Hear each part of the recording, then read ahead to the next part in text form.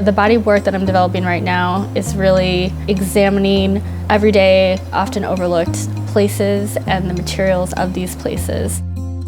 One very common material here in Ann Arbor is road salt. It's everywhere. It tends to be something that's so commonplace, you don't really pay that much attention to it, but I find it rather fascinating and rather beautiful.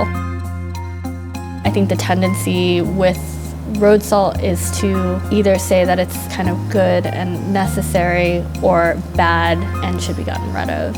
This work is really kind of examining the non-binary, right? Non-judgment of that.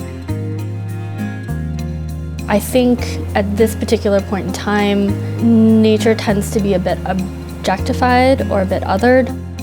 It tends to be something that we perceive as something that should be saved or kind of exploited.